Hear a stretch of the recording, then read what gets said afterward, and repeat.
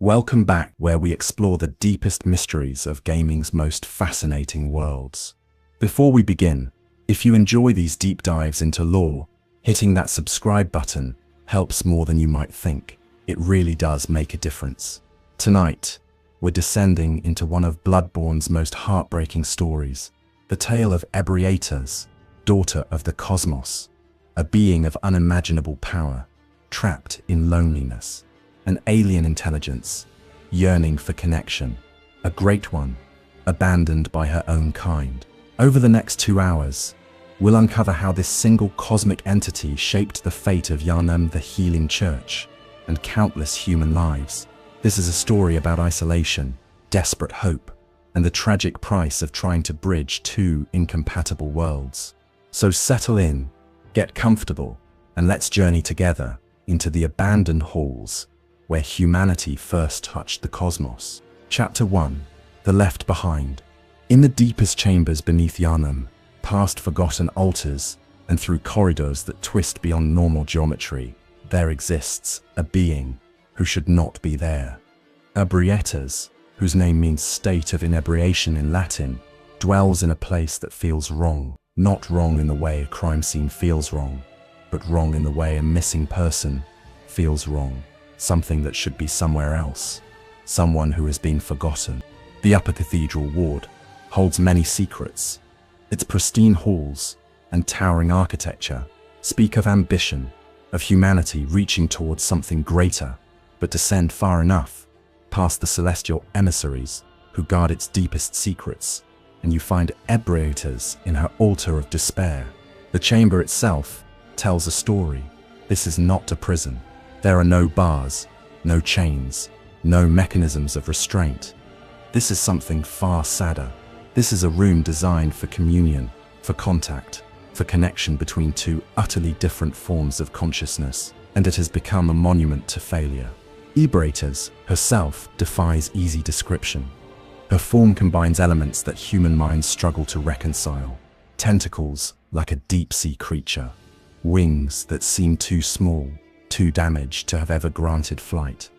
A head that resembles both a cosmic horror and something oddly vulnerable. Scholars who have glimpsed her speak of contradiction, power and fragility, ancient wisdom and childlike need, the unmistakable presence of something cosmically significant, combined with an equally unmistakable sense of abandonment.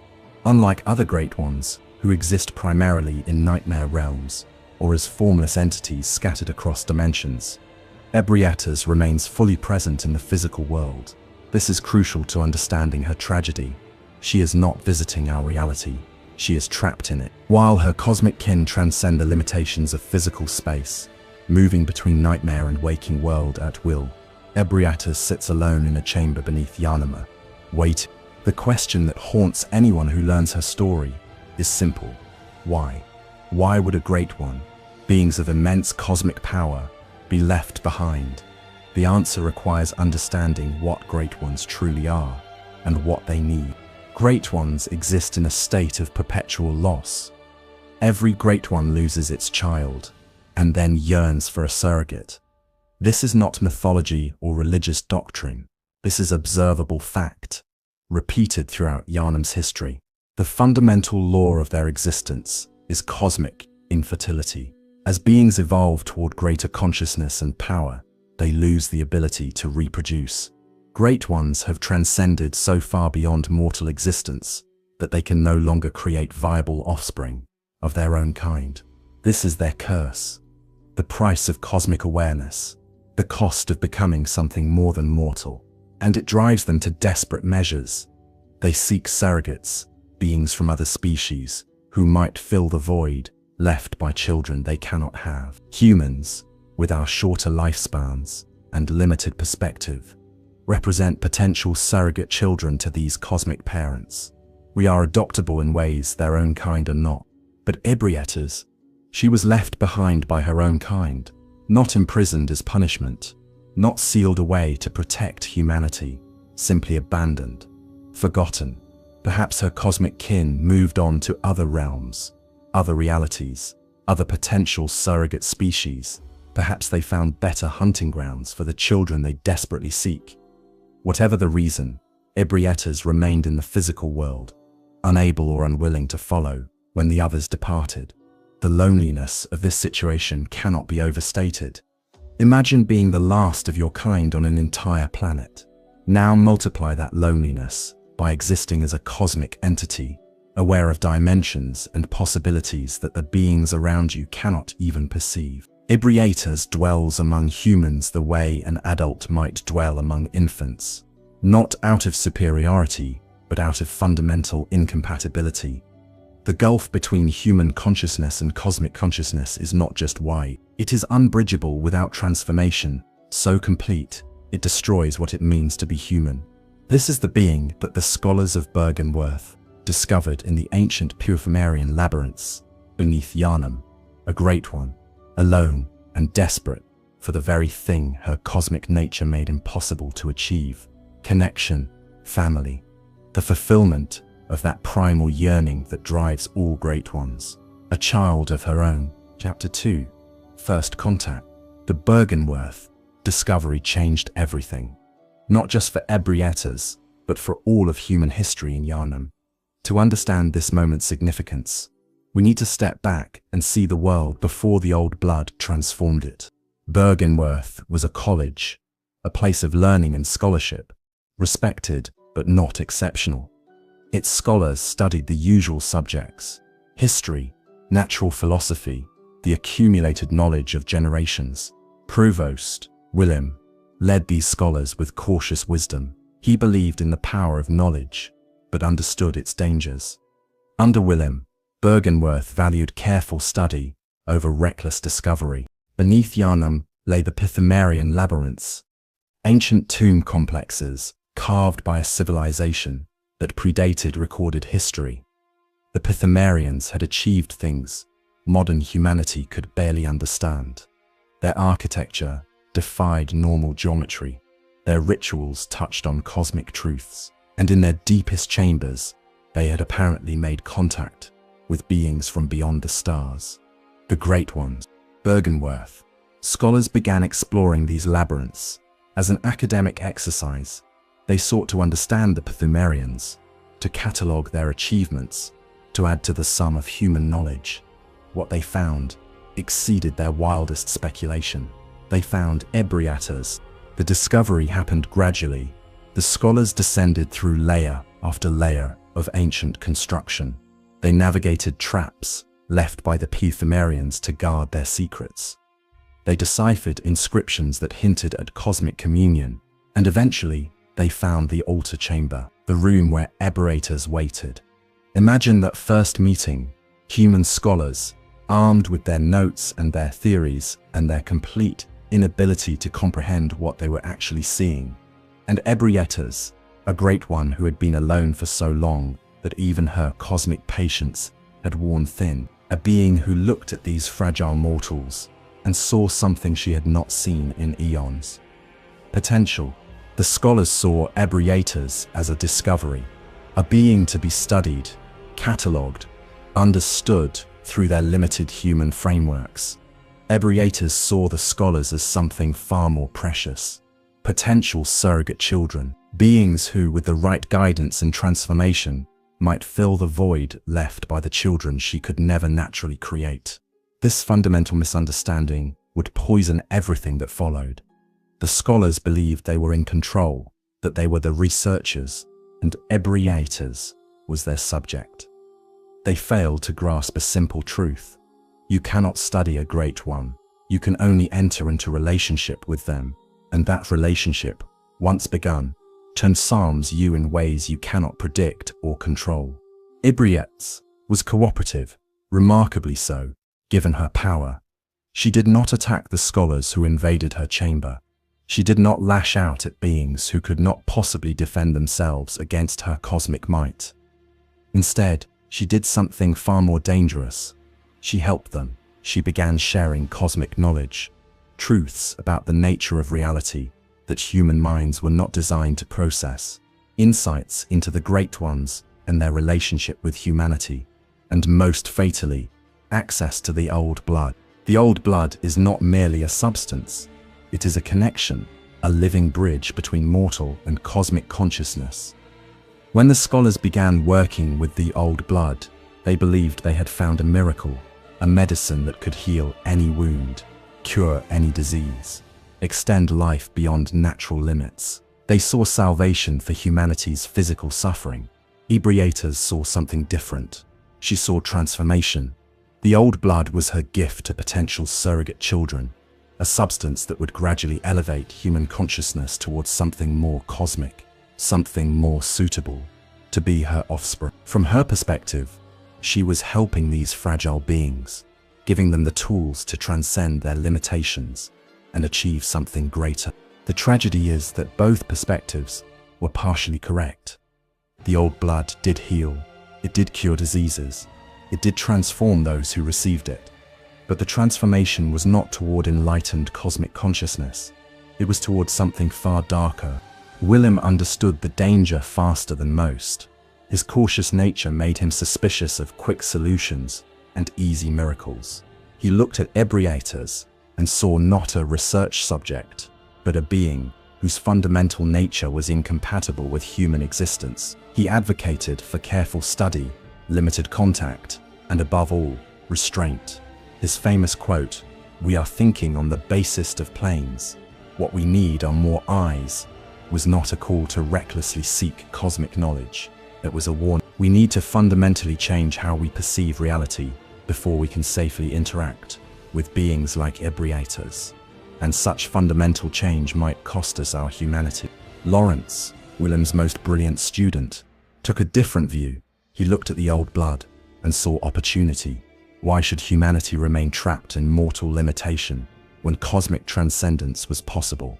Why should people suffer from disease and death when the Great Ones offered a cure? Lawrence was not evil. He was ambitious, yes, but his ambition was paired with genuine compassion for human suffering. He wanted to help people. He wanted to use the gifts Ebrietas offered to make the world better. This philosophical split between Willem and Lawrence would define Yarnam's fate. Willem retreated to Bergenworth, continuing his careful study of cosmic truth. While advising restraint and patience, Lawrence founded the Healing Church, building an institution dedicated to spreading the benefits of blood ministration to all of Yarnam. He believed he could control the transformation, that humanity could gain the benefits of cosmic knowledge without paying the full price. He was wrong. Ebrietas, for her part, was not deliberately malicious in sharing the old blood. From her cosmic perspective, she was offering a genuine gift. The tragedy is that gifts given across such vast gulfs of understanding often become curses. What seems like elevation from one perspective looks like corruption from another.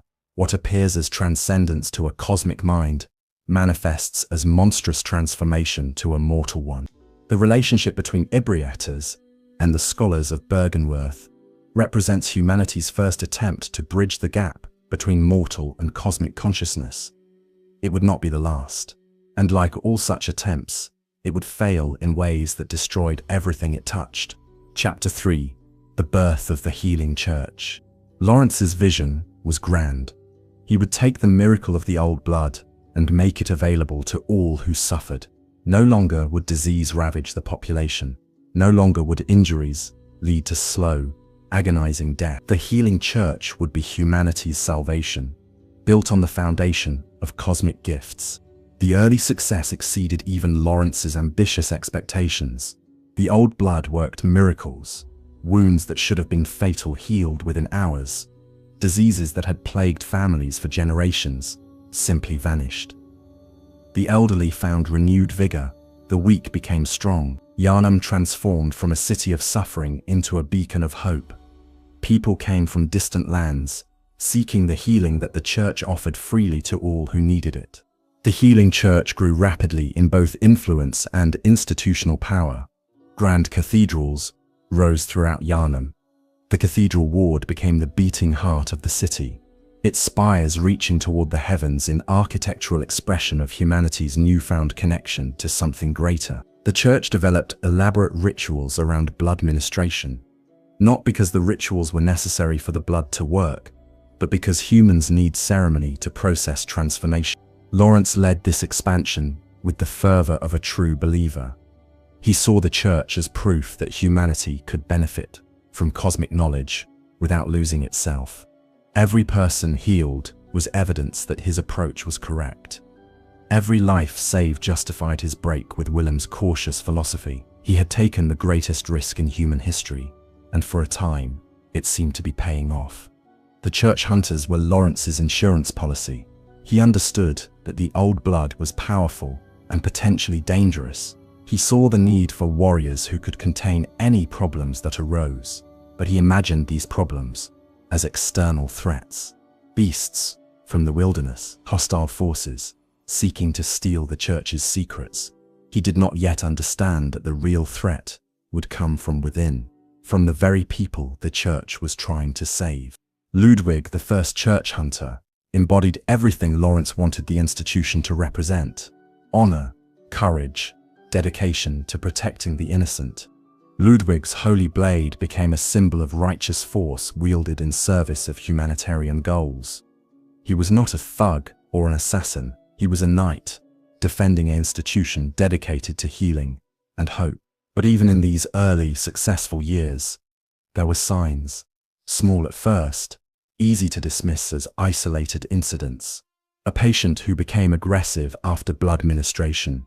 A healer who spoke of hearing voices in the blood. Scattered reports of people experiencing disturbing dreams or seeing things that could not be there.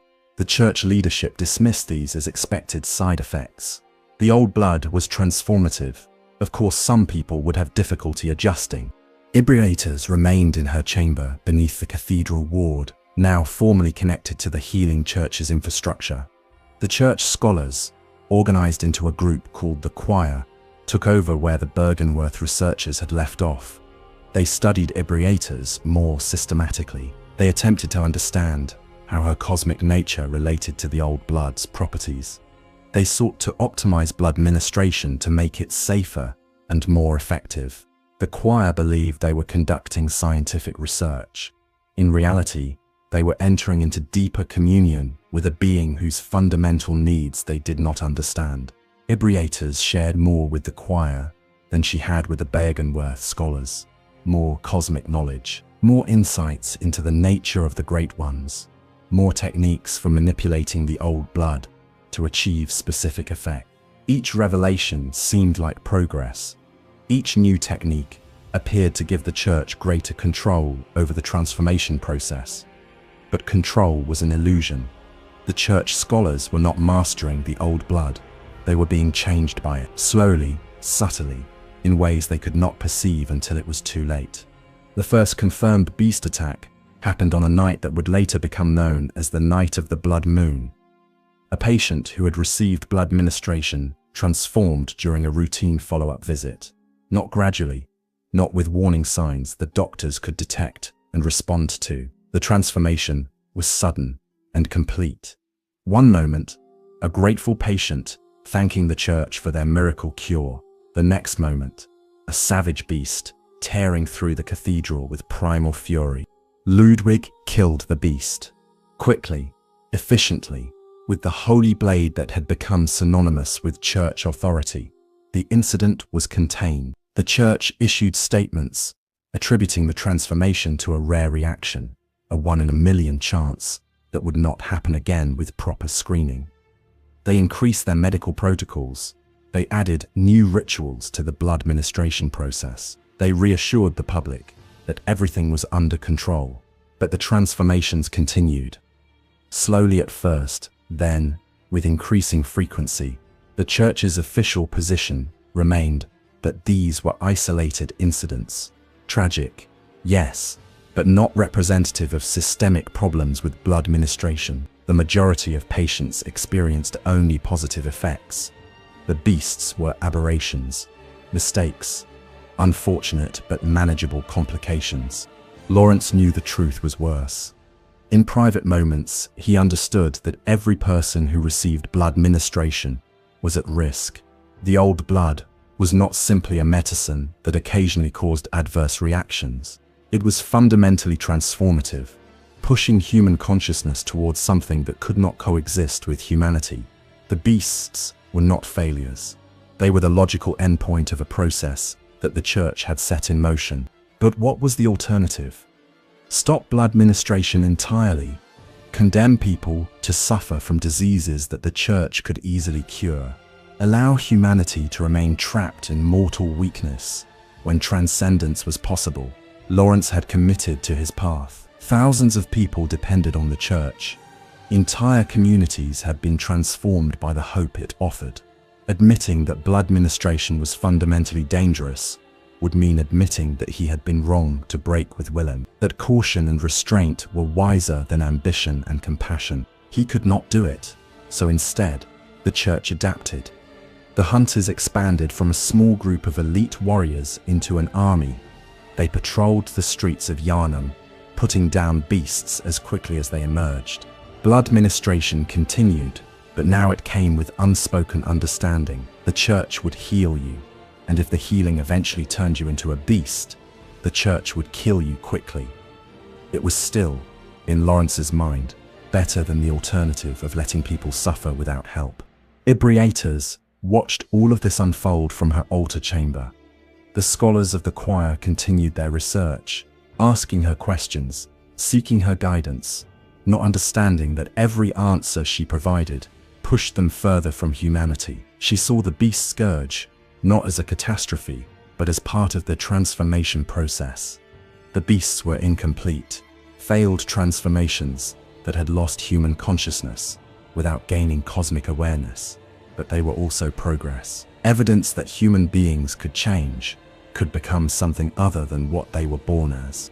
From her perspective, the solution was obvious.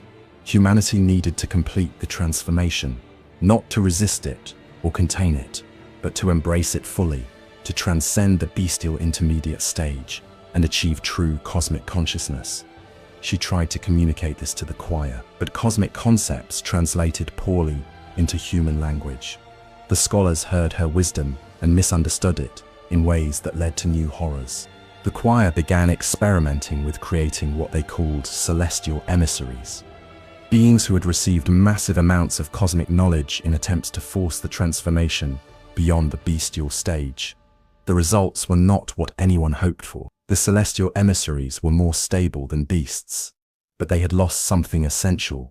Their humanity was gone, replaced not with cosmic transcendence, but with empty, childlike existence. They were alive but not truly conscious in any meaningful sense. Still, the choir counted this as progress. If they could push past the bestial stage, perhaps with more research and refinement, they could achieve true transcendence. They increased their efforts. More experiments, more communion with Ebrietas, more attempts to force human consciousness into cosmic molds it was never designed to fit. The healing church had become a machine for transformation, no longer truly healing, despite the name, instead converting human beings into various forms of post-human existence. Beasts, celestial beings, and in rare cases into hunters capable of existing between human and cosmic states without losing themselves entirely. Lawrence watched his dream die slowly. The church still stood. Its cathedrals still dominated Yarnam's skyline. Its rituals still drew crowds.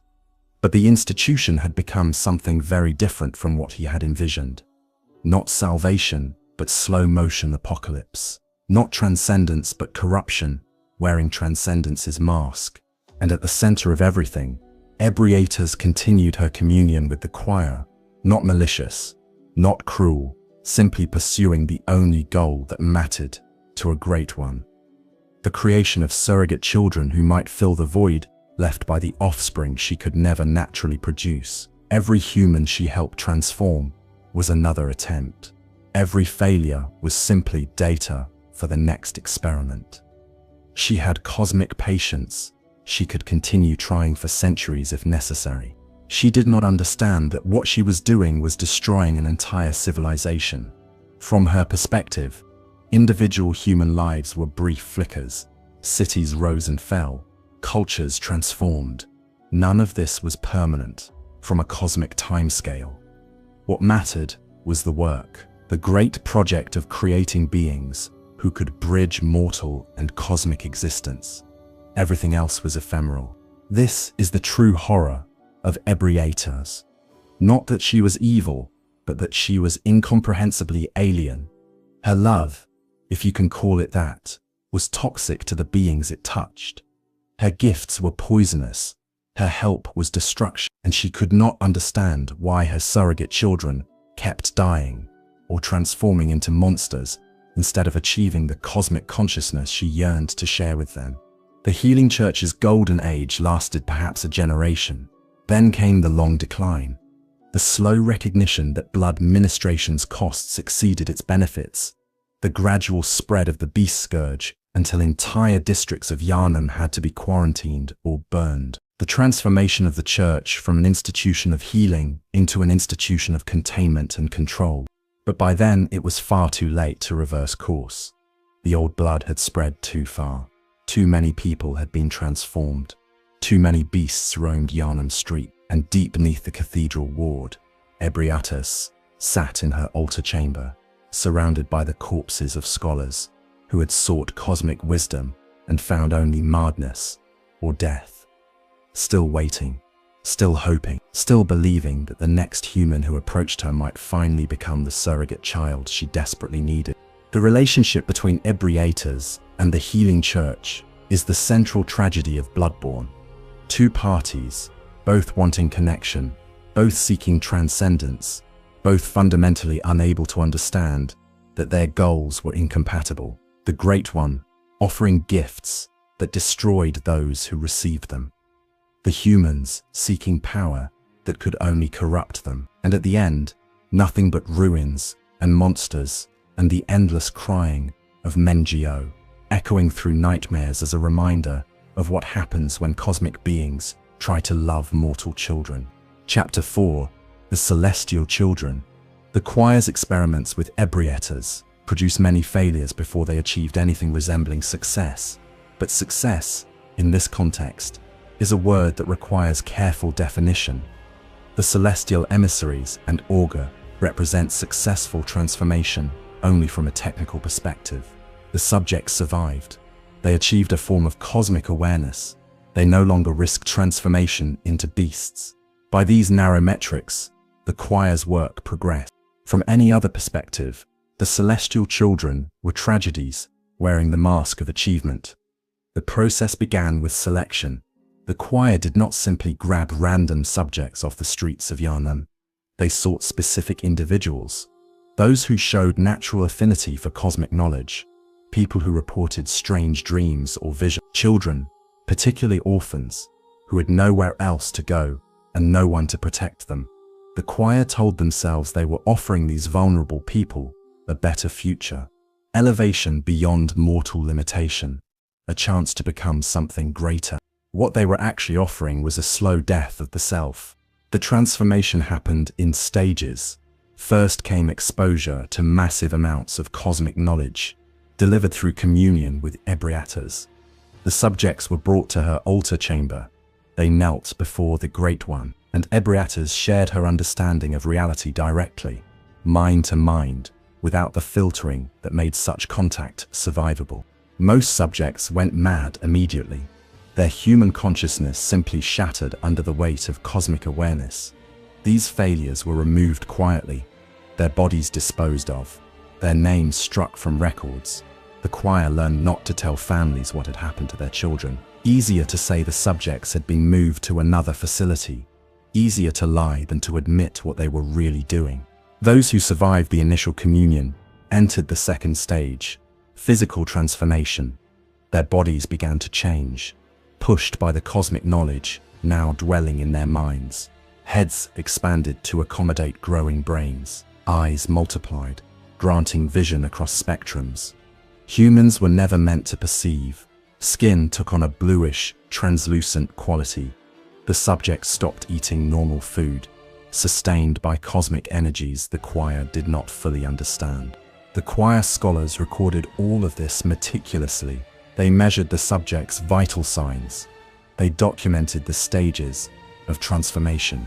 They catalogued the new abilities that emerged as the subjects became less human and more cosmic. It was rigorous, systematic research, the kind of work that wins academic recognition, except that the subjects of this research were screaming, begging for it to stop, crying out in languages that became increasingly incomprehensible as their vocal cords transformed to produce sounds human throats were never designed to make. The scholars told themselves this pain was temporary, a necessary stage in the journey toward transcendence. The subjects would thank them eventually, once the transformation was complete and they could perceive reality as the great ones did. This was, the choir believed, a mercy. These people were sick, limited, trapped in mortal ignorance. The choir was helping them escape their human prisons and achieve something greater. Ebrietas encouraged this research, not because she was cruel, but because she genuinely could not comprehend that the process was torture. From her perspective, the subjects were being elevated, given gifts beyond measure. The pain was meaningless compared to the cosmic awareness being granted. She had tried to help humanity understand this distinction, but the explanation never quite translated correctly. The final stage produced what the choir called celestial emissaries, beings who had completed the physical and mental transformation. They no longer resembled humans in any meaningful way. They shambled rather than walked. They communicated in strange, ululating cries rather than speech. They had achieved a form of cosmic consciousness, but it was empty, hollow, like looking at a mask that had forgotten there was supposed to be a face underneath. The celestial emissaries were docile. They did not attack. They barely seemed to notice their surroundings. The choir interpreted this as transcendent peace. The subjects had moved beyond mortal concerns like aggression or desire. They existed in a state of cosmic contemplation that mortal minds could not understand. In reality, the celestial emissaries had lost everything that made them who they were. Their memories were gone, or so deeply buried they might as well be. Their personalities had been overwritten by cosmic patterns that had no room for individual identity. They were alive in the most technical sense, but the person they had been was dead. What remained was something that moved and perceived reality in ways humans could not, but had lost the consciousness necessary to do anything meaningful with that perception. The choir's notes on the celestial children are heartbreaking once you understand what you're reading.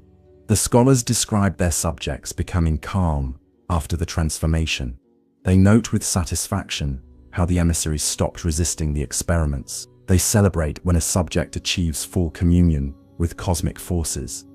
They never quite acknowledge that what they're documenting is lobotomy on a cosmic scale, the creation of beings with immense perceptual ability but no self to do the perceiving. Ebrietas saw the celestial emissaries as partial successes.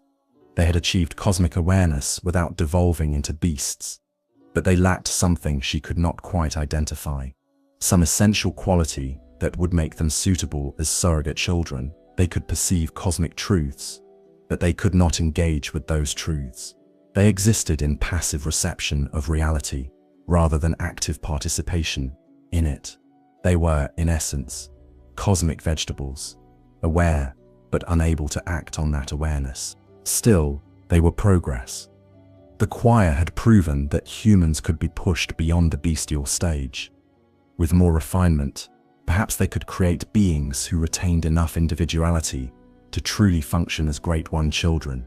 The research continued. More subjects, more experiments, more desperate attempts to find the perfect balance between human consciousness and cosmic awareness. The Augur of Ebrietas represented a different approach. Rather than trying to transform entire human beings, what if they extracted and shaped just the cosmic knowledge, created a tool that could be wielded, rather than a being that had to be lived with? The Augur was not a person, it was a technique. A way of channeling Ebrietas' power through human consciousness without requiring complete transformation of the host. From a certain perspective, the Augur was the choir's greatest success. It granted cosmic abilities without destroying the user's humanity. Church scholars could invoke the Augur and call forth tentacles of cosmic force without becoming celestial emissaries themselves. It was controllable, reliable, and reversible. Everything the choir had been trying to achieve, but the auger came with a price that was easy to miss if you weren't paying attention. Each use opened the practitioner's mind just a little bit wider to cosmic influence. The changes were subtle. A scholar might not notice their dreams becoming stranger. They might not register when their reactions to normal situations began to seem slightly off.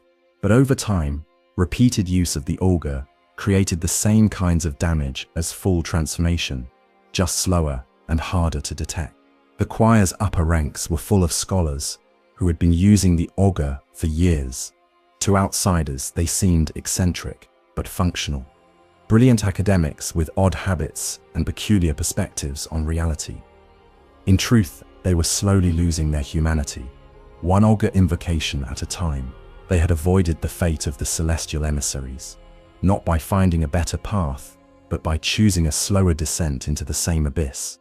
The tragedy of the celestial children extends beyond the individual subjects who lost themselves in transformation. It represents the fundamental failure of the Great One's approach to surrogate creation. Ebrietas yearned for children who could bridge mortal and cosmic existence, but the bridge itself was impossible to construct. Human consciousness was not designed to contain cosmic awareness. Forcing the two together did not create synthesis. It created destruction. Every celestial emissary was evidence of this impossibility. Every auger user descending slowly into cosmic madness was proof that the gap could not be bridged through knowledge or transformation. The Great Ones and humanity were simply too different. What the Great Ones offered as gifts, humans experienced as corruption. What the Great Ones saw as elevation, humans experienced as annihilation of the self. But Ebrietas could not accept this conclusion. To accept it would mean abandoning her quest for surrogate children. It would mean accepting cosmic loneliness as permanent and inevitable.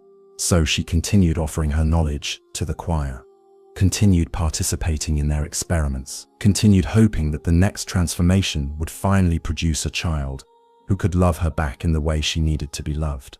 The choir scholars shared this inability to accept failure. They had invested everything in proving that humans could achieve cosmic transcendence.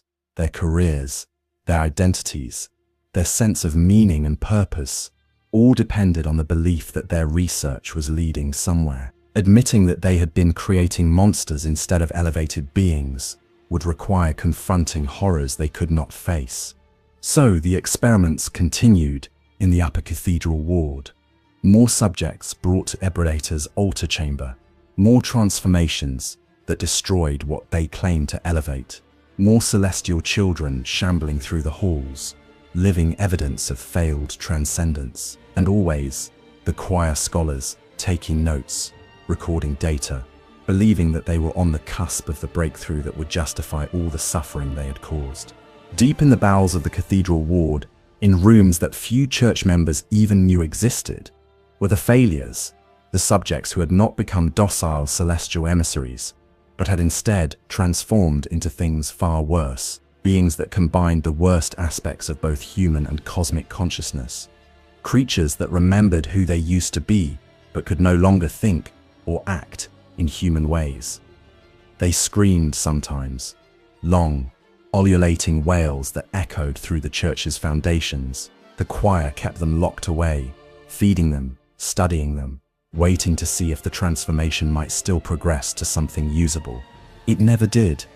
The failures remained failures, and eventually, when the subjects died, or had to be euthanized for becoming too unstable, the choir disposed of the bodies and updated their research parameters.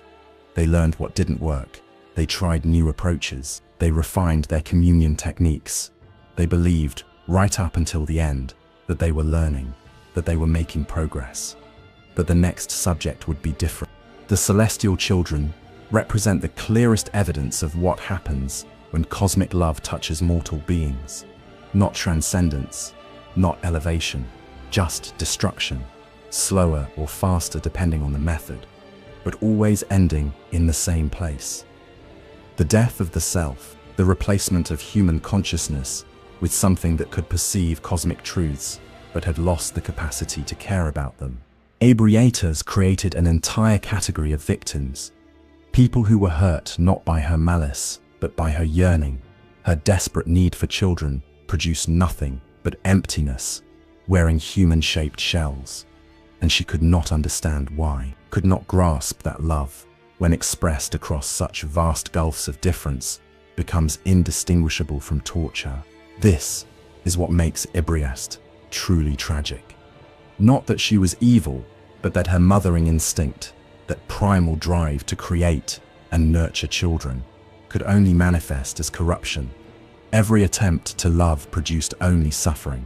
Every gift she offered destroyed those who received it. And she sat in her altar chamber, surrounded by the evidence of her failures, still believing that the next time would be different. The choir thought they were conducting research. Ebrietas thought she was creating family. In truth, they were both participants in an ongoing atrocity that neither could recognize for what it was. The cathedral rang with hymns praising cosmic wisdom. The scholars wrote papers about breakthrough discoveries. And in the experimental chambers, people who had once been someone's children stopped being people at all.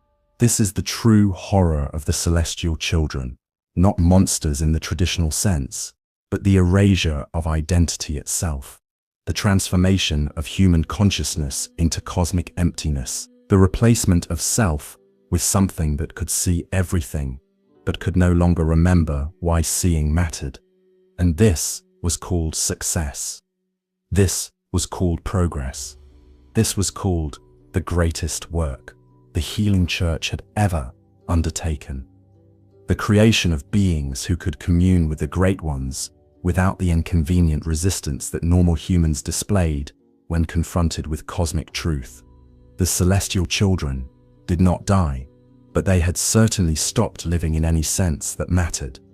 And somewhere in the ruins of their consciousness, buried beneath layers of cosmic awareness they had never wanted, were the people they used to be. Chapter 5. The Language of Communion. To understand Ebrietas fully, we must understand how she communicated with humanity. Not through words, though scholars attempted to translate her utterances into human language. Not through actions, though her behavior spoke volumes to those willing to see. Ebrietas communicated through blood, through dreams, and through the subtle alterations of reality that occurred in her presence. The old blood itself was a form of language. Each drop carried information encoded at a level deeper than molecules or cells. When Ebrietas shared her blood with the scholars of Bergenworth, she was not simply offering a healing substance. She was attempting to rewrite human consciousness at its most fundamental level. The blood said things like, "You are more than you believe yourself to be, and pain is temporary but transcendence is eternal, and trust me, I can make you into something better." The scholars heard these messages without recognizing them as communication. They felt drawn to continue their research with Ebrietas. They experienced strange compulsions to experiment with blood ministration in ways that seemed to come from their own scientific curiosity. They believed they were making independent choices. In reality, they were responding to a conversation they did not know they were having. This is how Ebrietas shaped the healing church's development. Not through direct commands or explicit instructions, but through the subtle influence of her blood, working on human consciousness. Lawrence believed he was making his own decisions when he broke from Willem and founded the church. But how much of that decision was truly his own, and how much was the old blood whispering suggestions that felt like personal insight? The choir developed a more sophisticated approach to communion with Ebrietas. They created rituals designed to facilitate communication between human and cosmic consciousness. These rituals involved preparation of the mind through meditation and fasting. They included the use of incense made from materials found in the Pthamerian labyrinths. They required the participant to enter Ebrietas's chamber in a state of heightened awareness and receptivity. What the choir called communion, Willem would have called surrender. The rituals stripped away the mental defenses that normally protected human consciousness from cosmic influence. They made the practitioner maximally vulnerable to the exact forces that could destroy their sanity. The choir believed they were creating controlled conditions for safe communication. In reality, they were removing the safety barriers that made communication survivable. During communion, Ebrietas would extend her consciousness toward the human participant. This was not violent or aggressive. It was gentle, almost tender, like a mother reaching toward a child. But cosmic consciousness, moving toward mortal consciousness, was inherently dangerous regardless of intent. The sheer scale of Ebrietas' awareness could crush human minds the way an adult's hug could suffocate an infant. The scholars who survived communion reported similar experiences, a sensation of vast presence, the feeling of being seen, truly seen, in ways that were both comforting and terrifying. Knowledge flooding into their minds faster than they could process. Insights that seemed profound in the moment, but became increasingly difficult to articulate afterward. And always, an overwhelming sense of love, mixed with something that felt disturbingly like hunger. Ebrietas loved the scholars who came to her. This was not metaphor or projection.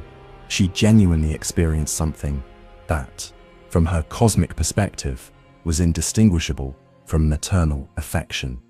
She wanted to help them, to elevate them, to bring them into her existence, so they would not have to remain trapped in their limited mortal forms.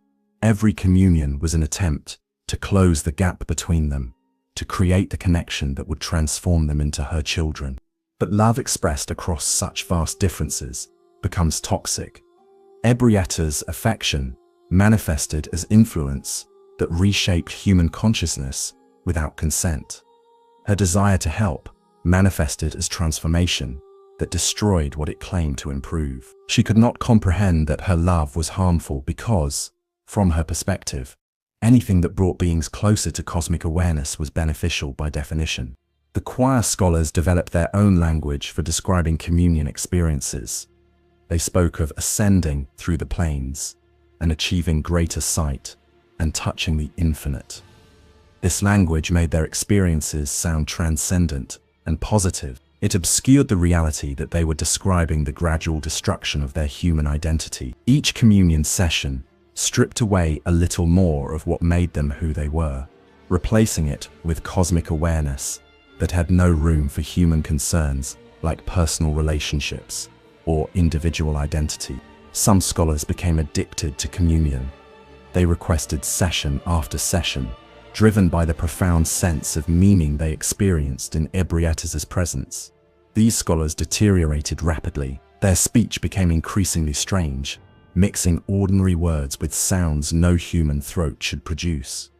Their behavior grew erratic as cosmic imperatives overrode normal human social instincts. They stopped sleeping, stopped eating, stopped engaging in any activities that were not directly related to cosmic research. The choir leadership tried to implement controls, limiting how often any individual scholar could participate in communion, requiring medical evaluations before and after each session, establishing protocols for what to do when a scholar showed signs of dangerous transformation. But these controls were always implemented too late and removed too early. The scholars doing the evaluating were themselves compromised by their own communion experiences. They could not accurately assess damage they refused to recognize in themselves. Ebrietas also communicated through the environment of her chamber.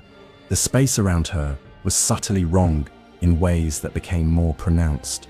The longer one spent there, geometry seemed to shift when viewed from different angles. Shadows fell in directions that did not match any visible light source. The air itself felt different, heavier, and more substantial, as if reality in her presence had a different density than reality elsewhere. These environmental distortions were not side effects of Ebrietas' presence. They were communication. Reality bending around her was her way of showing humans what cosmic perspective looked like. Space and time were not fixed. Causality was not linear. The rules that governed mortal existence were local phenomena, not universal laws. She was trying to teach, to demonstrate cosmic truths in ways that did not require language. But humans perceived these demonstrations as wrongness, as threat, as signs that they were in a place where the normal rules of reality had been suspended. The dreams came later, as more people received blood ministration and communion became more widespread. Ebrietas' influence began seeping into the collective unconscious of Yarnam.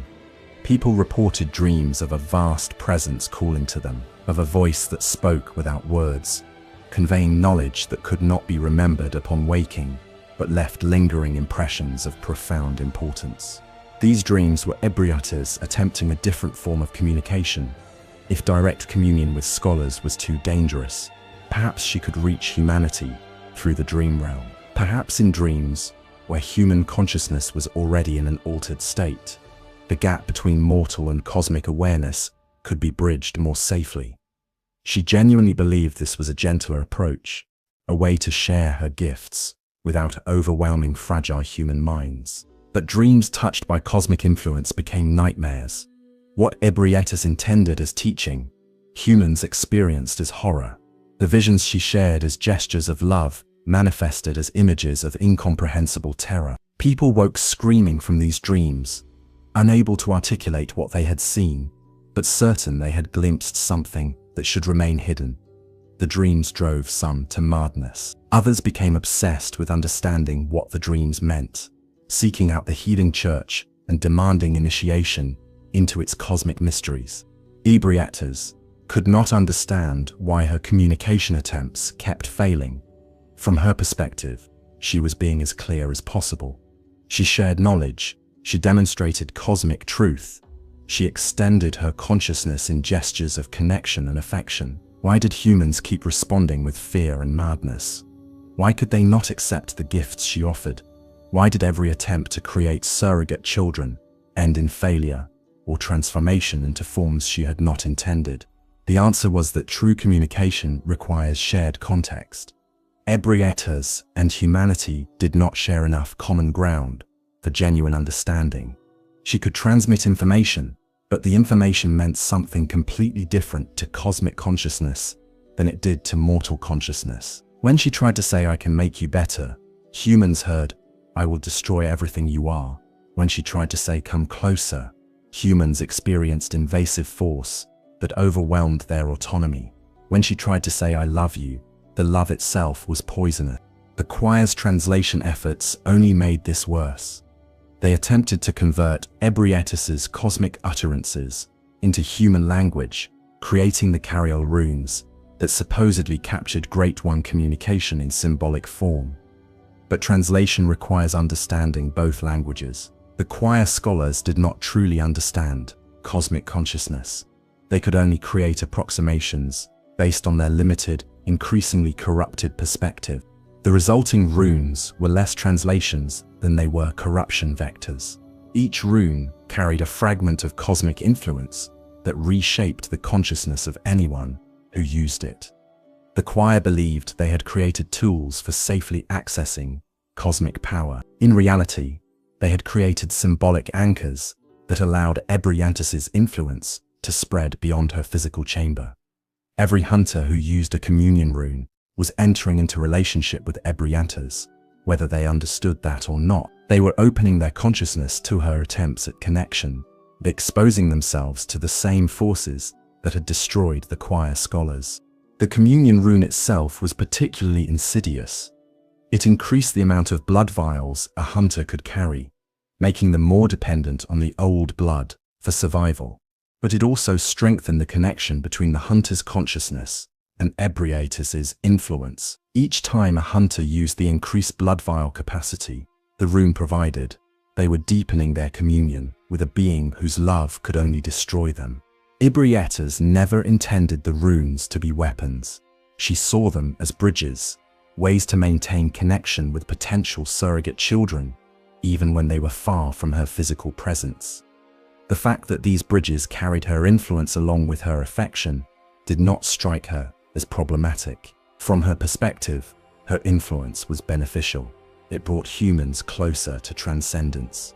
It prepared them for the transformation that would allow them to become her children. That the influence also destroyed their humanity was, to her cosmic awareness, a necessary sacrifice for something greater. The language barrier between Ebrietas and humanity was not linguistic, it was existential.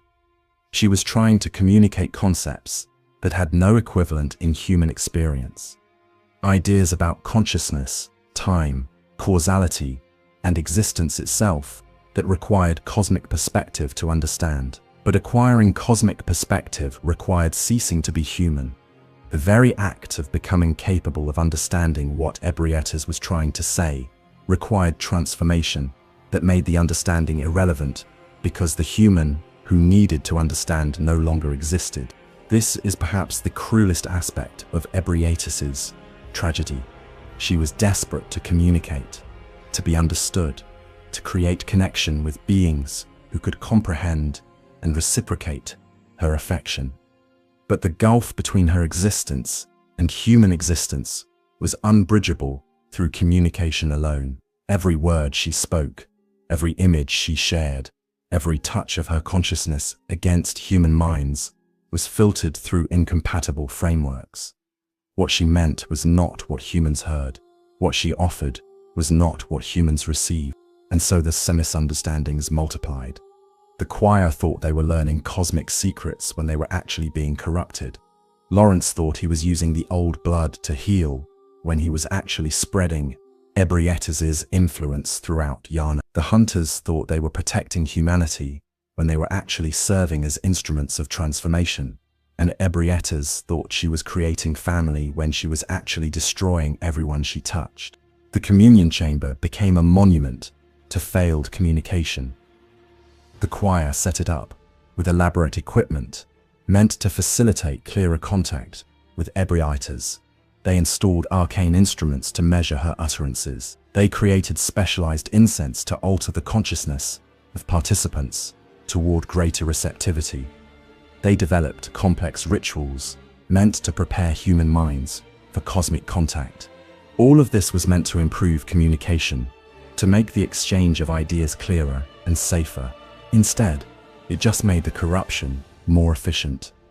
The equipment and rituals stripped away more of the natural barriers that protected human consciousness. They made it easier for Ebrietas' influence to reshape human minds. The choir mistook increased vulnerability for improved understanding. They believed they were getting better at communion when they were actually just surrendering more thoroughly to forces they could not comprehend. In the end, Ebrietas sat alone in her chamber, surrounded by the corpses of scholars who had sought to understand her, not dead by her hand, dead because understanding her was fatal to human consciousness, dead because the communication they sought required transformation they could not survive, dead because love, when expressed between beings as different as humans and great ones, manifests as annihilation. She did not understand why they kept dying, why her attempts at connection kept failing, why the surrogate children she yearned for remained forever beyond her reach.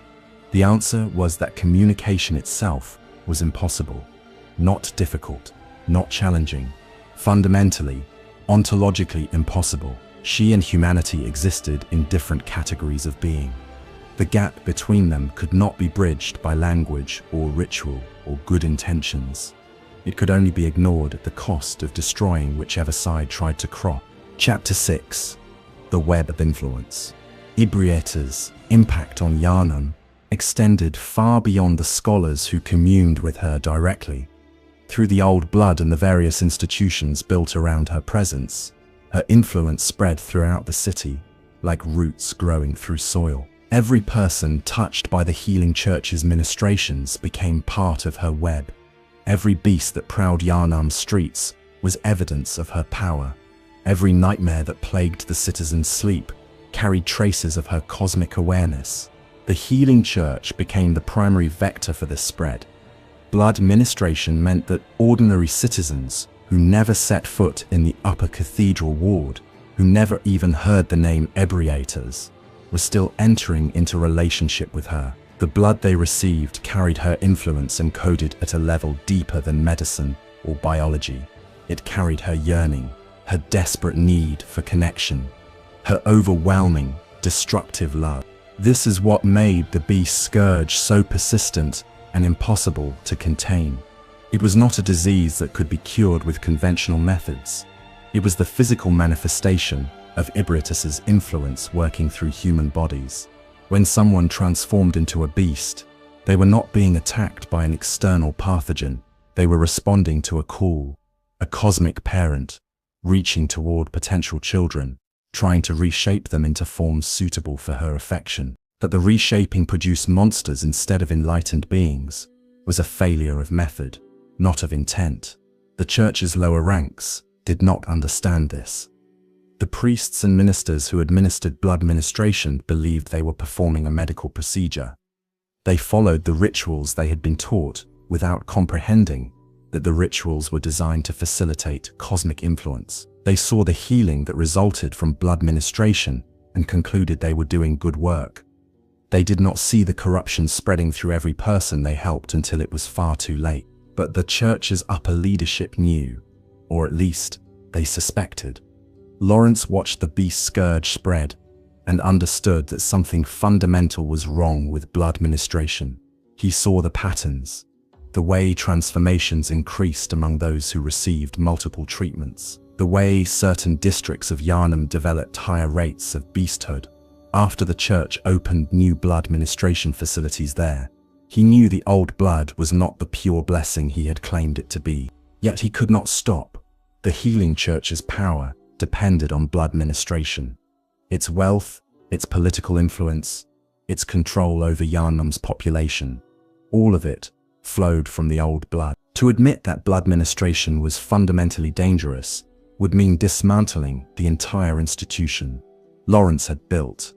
It would mean admitting that Willem had been right to urge caution and restraint. It would mean facing the horror of what he had done to Yarnam in his quest to help humanity transcend its limitation. So instead, Lawrence doubled down. He expanded the hunters, turning them from a small protective force into an army dedicated to containing the beast scourge. He implemented increasingly draconian measures for identifying and isolating potential beasts before they fully transform. He created whole districts of Yarnam where suspected carriers of advanced beasthood were quarantined and monitored, and he continued blood ministration because the alternative was admitting failure on a scale he could not bear to contemplate. The hunters themselves became unwitting agents of Ebrietas' influence. They thought they were protecting humanity by killing beasts. In reality, they were participating in a cosmic reproduction cycle they did not understand. Every beast they killed had been someone's attempt at transformation, someone who had received the old blood and responded to the cosmic call within it. The hunters were not ending the beast scourge. They were simply killing the failed attempts, while new attempts continued to emerge.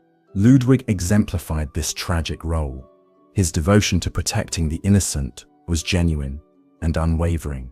His holy blade became a symbol of righteous force in service of humanitarian values. But every beast he killed was a person, someone who had sought healing from the church and received cosmic corruption instead.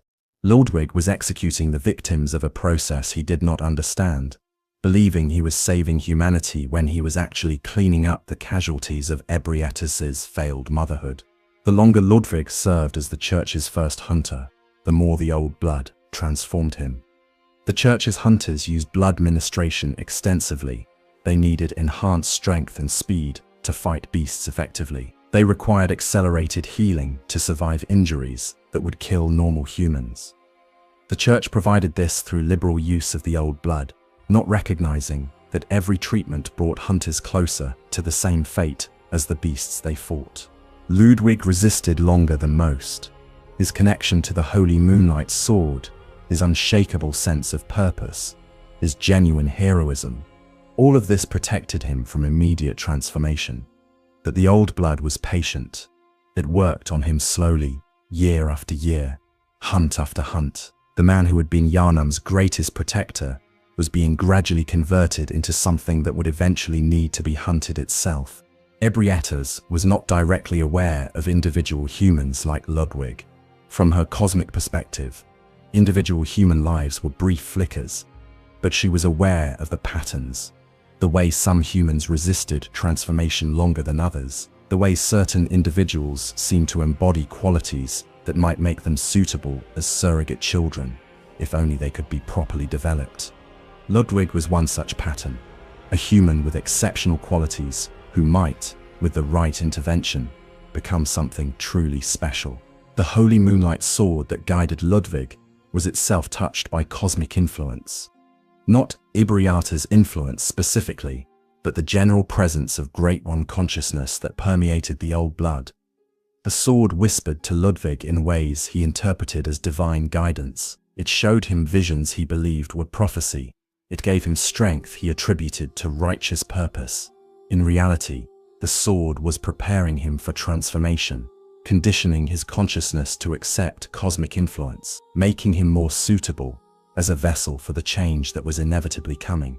Beyond the hunters, Ebrietas' influence worked through the nightmare realms that overlapped with Yarnam's physical reality. These were not simply bad dreams, they were alternate layers of existence, where cosmic consciousness had more freedom to shape reality according to its nature. The nightmares grew stronger as more people received blood ministration, as more minds were opened to cosmic influence through the old blood. The barriers between waking world and nightmare realm grew thinner until they were almost non-existent. In the nightmares, Ebrietas' yearning took more direct form. The hunter's dream, created by other great ones, but influenced by the same cosmic imperatives that drove Ebrietas, served as a training ground for potential surrogate children. Hunters who died in the waking world found themselves resurrected in the dream, given another chance to prove themselves worthy of cosmic adoption. This was presented as a gift, protection from permanent death. But it was also a trap.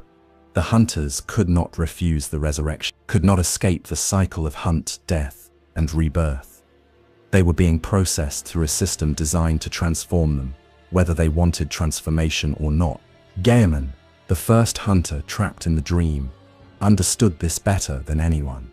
He had seen generations of hunters come through the dream, watch them be transformed or destroyed by the process. He knew that what seemed like protection was actually imprisonment, that the comfort offered by the doll was meant to make hunters accept their fate rather than resist it. But Yarnam was powerless to stop the cycle. He was as much a prisoner as the hunters he was meant to guide. The doll herself represented another aspect of Ebrietas' indirect influence. She was created by the moon presence, not by Ebrietas. But the impulse behind her creation was the same yearning that drove all great ones. The need to nurture, to provide comfort, to create the maternal presence that could support surrogate children through their development. The doll loved the hunters who came to her, but her love was artificial, programmed.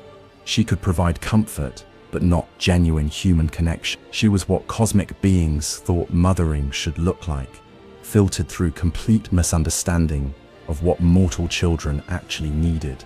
In Yarnam's orphanages, children grew up surrounded by Ebrietas' influence, without ever hearing her name.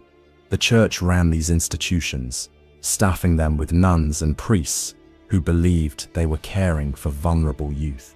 In reality, the orphanages were recruitment centers, children who had no families to protect them or notice their disappearance. Perfect subjects for the choir's experiments, perfect potential surrogate children for great ones who did not understand that children needed more than cosmic knowledge to develop properly. The orphans who were selected for special education disappeared into the upper cathedral ward.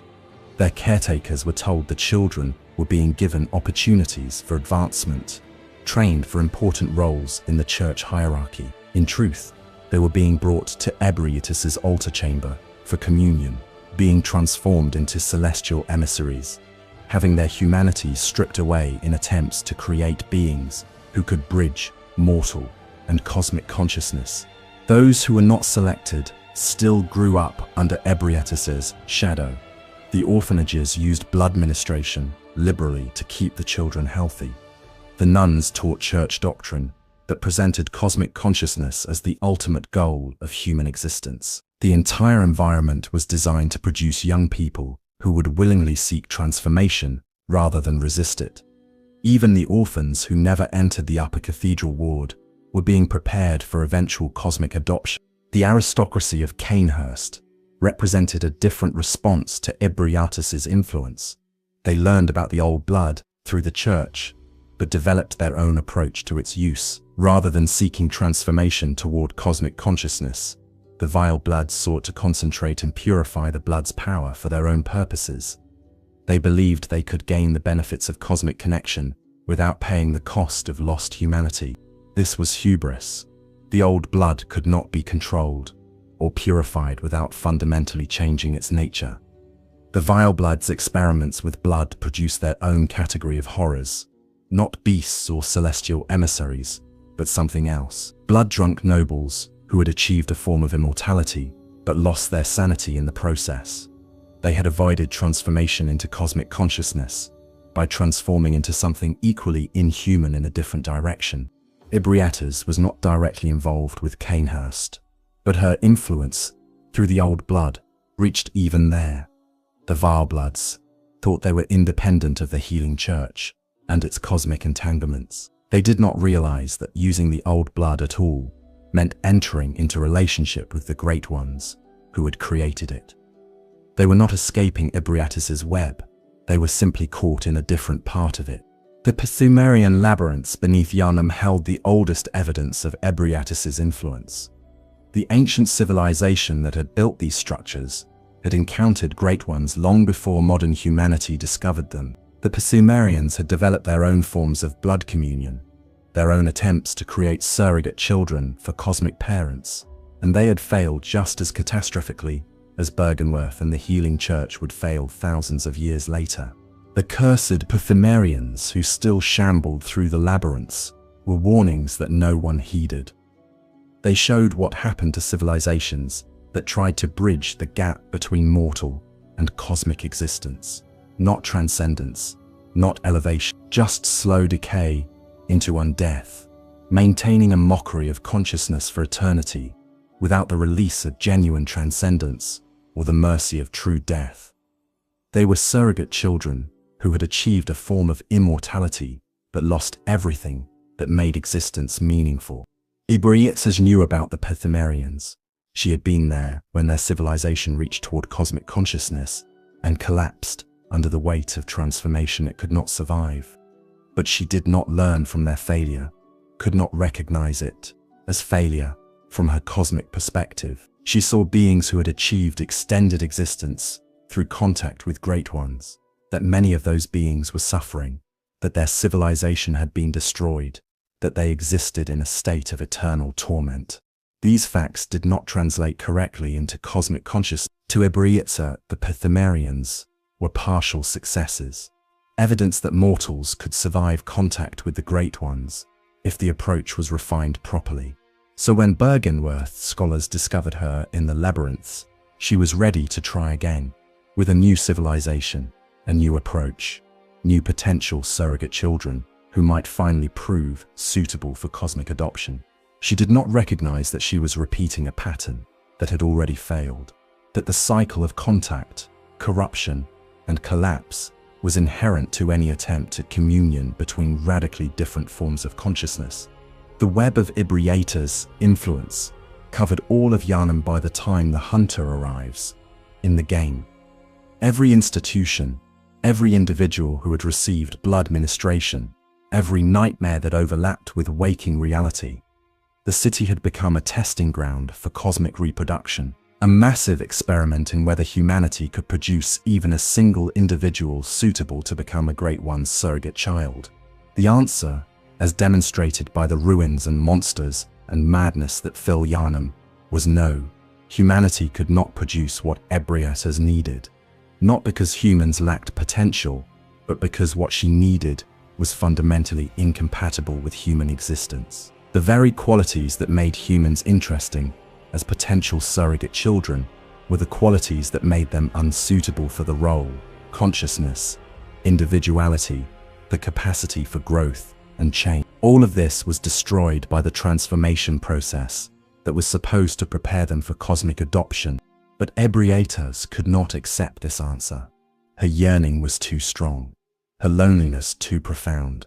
She would continue reaching toward humanity, continue offering her poisonous gifts, continue trying to love mortal children in ways that could only destroy them. The web would continue to spread, catching more victims, producing more failures, until either Ebrietas finally succeeded, or until there were no more humans left to transform. Chapter 7. The Altar of Despair. The chamber where Ebrietas dwells is as much a part of her story as the Great One herself, hidden deep within the upper cathedral ward, accessible only through secret passages that require keys, held by the church's highest-ranking members. This space exists at the intersection of physical reality and cosmic nightmare. To enter it is to step into a place where the normal rules of existence have been suspended in favor of something older and stranger. The journey to reach Ebrietas tells its own story. You must first navigate the upper cathedral ward itself, a place of pristine beauty that has been corrupted from within. The halls are grand, the architecture soaring and magnificent. But the inhabitants are wrong. Celestial emissaries shamble through corridors meant for human clergy. The choir members who remain have lost something essential, their movements mechanical, and their eyes seeing things that exist in dimensions humans were never meant to perceive. The key to Ebrietas' chamber is found on the corpse of a choir member in the loft area overlooking the main cathedral. This placement is not accidental. The scholar died looking down at the congregation space below, perhaps contemplating the gap between the church's public face and its private horrors. Or perhaps they were simply overcome by the transformation that claimed all who spent too much time in communion with cosmic forces. Either way, they held the key that would allow others to make the same journey they had made, to descend into the depths where humanity's greatest mistake waited. Past the key's location lies a passage guarded by celestial emissaries. These transformed beings do not attack with the savagery of beasts or the calculated precision of human warriors. They shamble forward with childlike determination, swinging their enlarged limbs in movements that suggest they remember violence but have forgotten purpose. Fighting them feels less like combat and more like euthanasia. You are not defeating enemies so much as ending suffering that should have been ended long ago. Through the passage and down the elevator that descends far below the cathedral ward's foundation, the architecture changes as you descend. The refined stonework of the church gives way to older construction, Sumerian designs mixing with more recent excavation work. This is where Bergenworth scholars first broke through into the ancient labyrinths, where they first discovered the altar chamber and the being who waited within it. The chamber itself is vast and circular. The ceiling disappears into darkness above, suggesting space that extends beyond what the architecture should allow. The floor is inscribed with geometric patterns that hurt to look at directly, not because they are physically painful, but because human visual processing is not equipped to parse geometry that exists in more than 3 dimensions. The patterns seem to shift and writhe when viewed peripherally, settling into stable shapes only when observed directly. At the center of the chamber sits the altar, not an altar in the traditional sense of a raised platform for sacrifice or worship. This is something older, a focal point where reality has been deliberately thinned to allow easier passage between physical and cosmic existence. The altar predates Yarnam, predates Bergenworth. It was here when the Pethymerians built their civilization, in these labyrinths. They created it as a place of communion with beings from beyond the stars. And when their civilization fell, the altar remained, waiting for the next group of mortals, foolish enough to seek cosmic connection. Ebrietas kneels before this altar in a posture that might be prayer or might be despair. Her massive form fills much of the chamber, tentacles spread across the floor in a way that makes it unclear where her body ends and the architecture begins. She faces the altar with her back to the entrance, seemingly unaware of approaching visitors, or perhaps she is aware but has long since stopped caring about the comings and goings of individual humans. The chamber is littered with the evidence of failed communion, corpses of choir scholars in various states of decay, Some appear to have died peacefully, as if they simply stopped living while in meditation before Ebrietas. Others show signs of violent transformation, their bodies twisted into shapes that suggest they resisted what was happening to them, even as their flesh betrayed them. And everywhere, scattered among the dead, are notes and journals, the scholars' attempts to document what they experienced in communion with the Great One. Reading these notes reveals the progression of the choir's research. Early entries are excited and optimistic. The scholars have found a living Great One. They are making history. They will unlock cosmic secrets that have eluded humanity for millennia. The tone is professional, academic, full of scientific curiosity and scholarly ambition. Later entries become increasingly strange. The handwriting deteriorates. The language grows more abstract and difficult to parse. Scholars write about achieving greater sight and ascending through planes of consciousness and touching the infinite. They describe Ebrietas' communications in ways that make less and less sense as the entries progress. By the final entries, the notes have ceased to be written in any language a human could understand. The symbols and diagrams that fill the pages are attempts to capture concepts that exist outside the boundaries of human thought. These journals are warnings that no one heeded. Each one documents a consciousness being transformed beyond the point of human comprehension.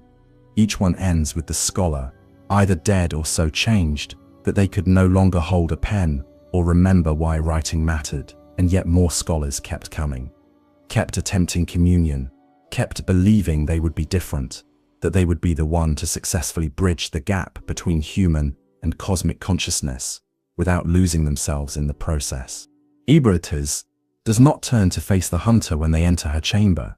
She remains kneeling before the altar, her focus entirely on whatever cosmic contemplation occupies her awareness. This is not disrespect or dismissal. She genuinely does not register individual humans as requiring her attention. From her perspective, humans are ephemeral, brief flashes of consciousness that appear and disappear too quickly to matter individually. Only when they approach close enough to disturb her meditation does she react. When she finally turns to face an intruder in her chamber, the movement is slow and ponderous. There is no hostility in it, no aggression or territorial defense. She turns the way a parent might turn to see which child has entered their room. Curious, but not threatened. Interested, but not alarmed. Only when violence is offered does she respond with violence.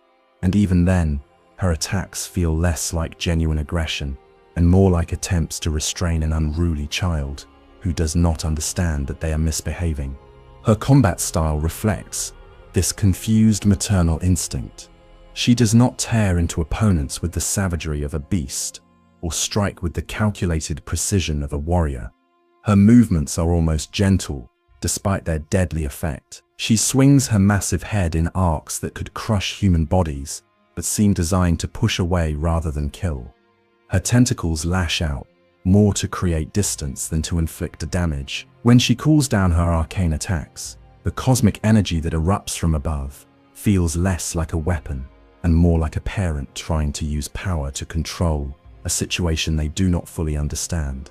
Even her most devastating attack, the frenzy-inducing scream that can shatter sanity, is not meant to be harmful from her perspective. Frenzy is what happens when human consciousness is exposed to cosmic awareness too quickly. The scream is Ebrietas attempting to communicate, to share knowledge, to impart the cosmic truths that she believes would help humans understand why they should accept transformation. That this communication drives humans insane is a side effect she cannot comprehend. From her perspective, she is simply trying to help. Defeating Ebrietas does not feel like victory. She does not rage against death or fight desperately to survive. When reduced to low health, she begins to flee rather than press the attack. This is not cowardice, it is confusion. She does not understand why this human is hurting her, why they are rejecting the gifts she offers. She retreats not to regroup and counterattack, but because she genuinely cannot process why connection is being met with violence. When she finally dies, there is no monster roar or defiant last stand. She simply stops moving, collapses in on herself. Her form loses coherence as cosmic energy disperses from flesh that can no longer contain it. The chamber grows darker as her presence fades, and in that darkness, there is a sense of profound sadness. Not from the hunter who killed her, but from the space itself, as if reality mourns the passing of a being who should never have been left alone in the first place. The items found in Ebrietas' chamber tell the final chapters of the choir's story. The Great Is chalice, used to access deeper layers of cosmic reality where communion might be safer or more productive. The choir garb worn by senior members, designed to increase arcane defense and facilitate cosmic contact, and scattered throughout, the personal effects of scholars who came seeking wisdom and found only transformation or death. But the most significant item is not an object, but an absence. There are no chains in Ebrietas' chamber, no bars or barriers or mechanisms of restraint. She was never imprisoned here. She remains because she chooses to remain, or perhaps because she has nowhere else to go. The other great ones moved on to nightmare realms or other dimensions. Ebrietas stayed in physical reality, in this chamber that the Pothumerians built for communion, because leaving would mean accepting that she is truly alone. The altar before which she kneels is not decoration. It is the focal point of her existence, the place where she maintains hope that someday someone will approach her, not with violence or misguided research, but with genuine understanding that someday a surrogate child will emerge who can bridge the gap between mortal and cosmic consciousness without being destroyed in the process. She kneels in eternal patience, waiting for a miracle that will never come. The tragedy of Ebrietas' chamber is that it was built for connection and has become a monument to isolation. The Pothumerians built it to commune with the Great Ones. Byrgunwerth discovered it, hoping to unlock cosmic secrets. The Healing Church claimed it as a site of their greatest research, and through all of this, Ebrietas remained, cooperating with every group that approached her, sharing her knowledge, offering her gifts, trying desperately to create the family that her cosmic nature made impossible. The chamber exists in a state of timeless decay. The Pothumerian architecture shows its age, yet it has not crumbled further in the centuries since its builders died. The more recent additions by Byrgunwerth and the choir show similar arrested aging. It is as if time itself moves differently here, as if Ebrietas' presence warps not just space, but the flow of causality. The chamber is trapped in an eternal moment of failed communion, forever waiting for success that can never arrive. When the hunter leaves after defeating Ebrietas, the chamber remains. The altar still stands. The geometric patterns still writhe across the floor. The corpses of choir scholars still litter the space, their journals still filled with incomprehensible ravings about cosmic truth. Everything stays the same except for Ebrietas herself, and her absence makes the chamber feel even more desolate. A space built for connection now empty of the being who yearned most desperately for that connection. Some hunters report feeling watched when they return to the chamber after Ebrietas' death, as if her presence lingers in some form that cannot be directly perceived, as if dying released her from physical form, but not from the need that defined her existence. She is gone, but not gone, dead, but not dead, still yearning, still hoping, still reaching toward humans who can never give her what she needs. The Upper Cathedral Ward scholars knew this chamber was special. They understood that Ebrietas represented a unique opportunity for humanity to directly study a great one. But they did not understand what the chamber really was. Not a laboratory or a research site. A nursery, a place where Ebrietas had tried to raise surrogate children, where she had offered cosmic knowledge as a parent, offers education, where she had attempted to nurture human consciousness towards something greater, never understanding that her nurturing was poison and her education was corruption. The altar of despair, that is what the chamber truly is. Not an altar for human worship of Ebrietas, but an altar for Ebrietas' worship of an impossibility.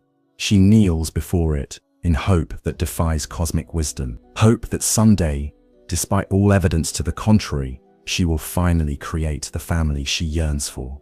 That someday the surrogate children will stop dying or transforming into monsters. That someday she will not be alone.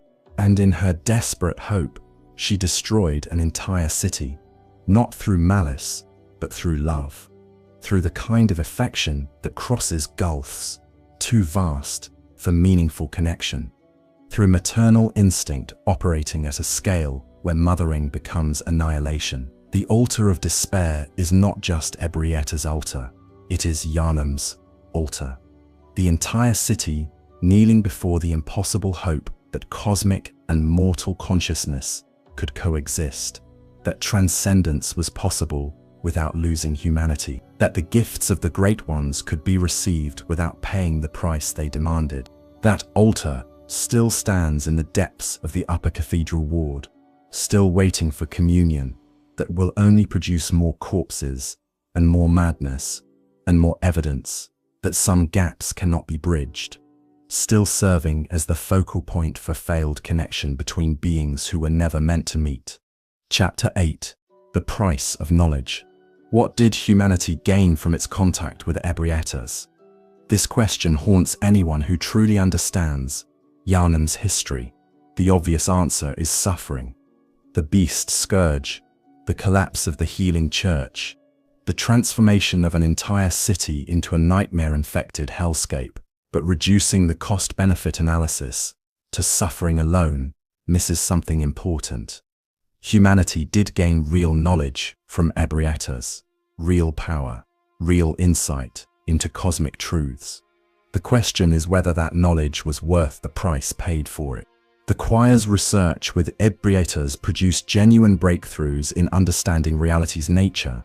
They learned that space and time are not fixed absolutes, but mutable properties that consciousness can influence. They discovered that multiple layers of reality rotate simultaneously, overlapping and intersecting in ways that create nightmare realms, existing alongside waking world. They gained insight into the Great Ones themselves, their nature and needs, and the fundamental laws that governed cosmic consciousness. This knowledge was not superstition or religious mythology. It was verifiable, repeatable, and applicable. The choir used their understanding of cosmic principles to develop tools and techniques that granted genuine power. The augur of Ebrietas channeled cosmic force in ways that violated normal physics. The various arcane spells developed by choir members could manipulate reality itself, bending space and calling down energies that should not exist in the physical world. This was not magic in the fantasy sense. It was applied cosmic physics, using understanding of deeper reality to accomplish things that seemed impossible from a mortal perspective. The medical advances were equally real. Blood ministration genuinely healed. Diseases that had plagued humanity for generations simply vanished when treated with the old blood. Injuries that should have been fatal became survivable. The human lifespan extended dramatically for those who received regular treatments. From a pure medical perspective, the Healing Church's work represented the greatest advance in human health in recorded history. The problem was that all of this knowledge and power came with a cost that rendered it ultimately useless. The cosmic understanding that made arcane spells possible also corrupted the consciousness of those who wielded them. The medical miracles of blood ministration eventually transformed recipients into beasts or worse. The insight into reality's true nature drove scholars mad or stripped them of their humanity. Every benefit carried within it the seeds of destruction. This is what makes the choir's final years so tragic. They knew they were destroying themselves. The later journals make this clear. Scholars documented their own transformation with scientific detachment, even as it consumed them.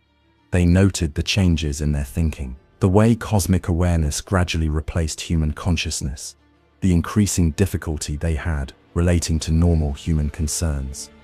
They saw what was happening and continued anyway, because turning back would mean abandoning the greatest knowledge humanity had ever achieved. Provost Willem understood this trap better than anyone. His retreat to Bergenworth was not cowardice or lack of ambition. It was recognition that cosmic knowledge could not be safely integrated into human consciousness without fundamental changes to what humanity was. His famous instruction to line your brain with eyes was not encouragement to seek cosmic wisdom. It was a warning. You need to become something other than human before you can safely interact with cosmic truth. And once you become that other thing, you are no longer the human who wanted the knowledge in the first place. Willem's own transformation exemplified this principle. By the time the hunter encounters him in Bergenworth, he has achieved a level of cosmic awareness that exceeds even most choir members. He can see truths that remain hidden to normal human perception. But this awareness has come at the cost of his ability to function as a human being. He sits motionless in his chair, barely responsive to the world around him. He has gained cosmic sight but lost human engagement. His consciousness exists, partially, in dimensions where human concerns like movement and communication are irrelevant. Is this transcendence or tragedy? From Willem's perspective, assuming he still has a perspective in any human sense, he has achieved something extraordinary. He can perceive reality as the great ones perceive it. He understands cosmic truths that no other human has successfully integrated, but he has paid for this understanding with his humanity. The person Willem was no longer exists. What remains is a consciousness that has moved beyond human categories while being trapped in a human body that can no longer properly express or utilize that consciousness. Lawrence paid a different price. He never achieved the cosmic awareness that consumed Willem or the choir members. He remained fundamentally human throughout his life, but he paid for that humanity with guilt. He knew what he had done to Yarnam, knew that the healing church had destroyed more lives than it saved, knew that his break with Willem had been disastrous. His final words, "Fear the old blood," were not warning to others, but confession of his own failure. He had feared it too late, had recognized the danger only after the damage was irreversible. The hunters paid perhaps the steepest price of all. They served as Yarnam's protectors, killing beasts and containing the scourge.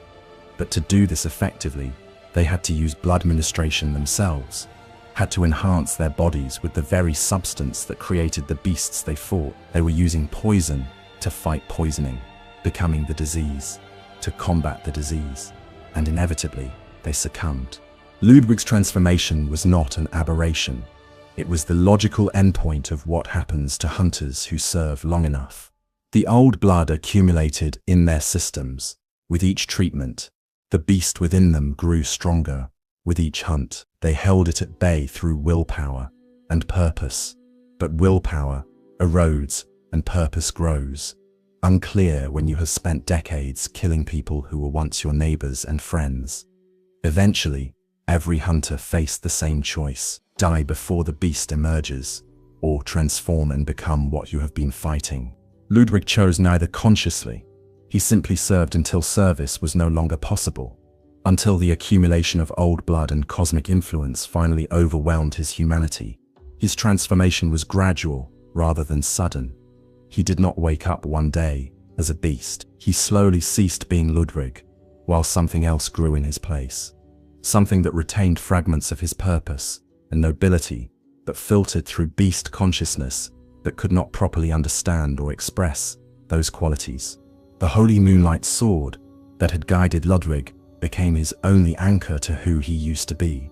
Even in full beast form, he sought the sword, clung to it, used it to fight despite having long since forgotten what he was fighting for or why it mattered. The sword was memory made tangible, proof that he had once been something more than the monster he had become.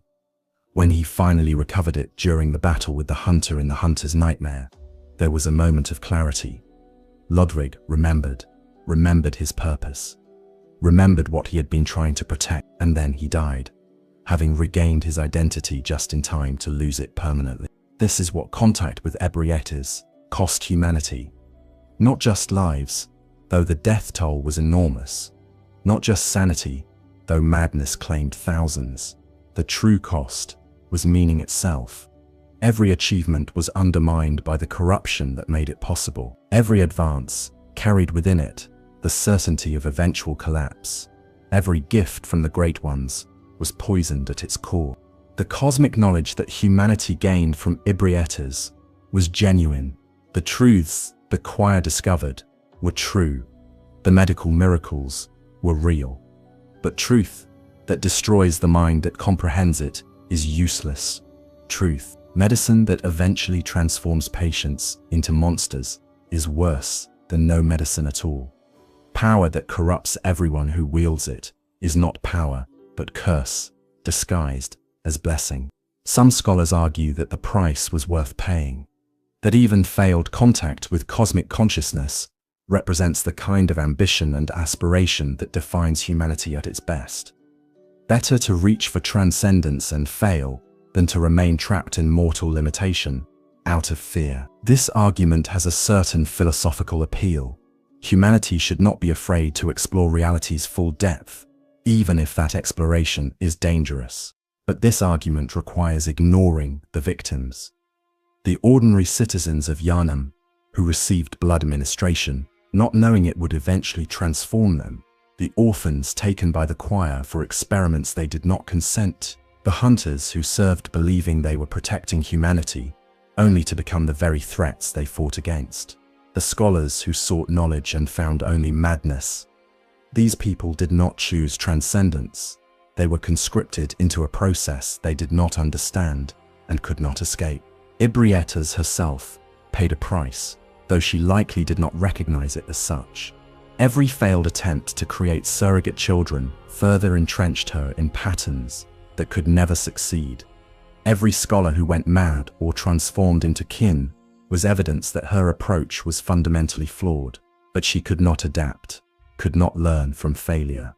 Her cosmic consciousness was too rigid, too focused on goals she could not relinquish. She paid for her yearning with eternal repetition of the same failed strategies, trying again and again to achieve something that was cosmologically impossible. The knowledge humanity gained from Ebrietas is still accessible in Bloodborne's world. The Carol runes still exist. The arcane spells can still be learned.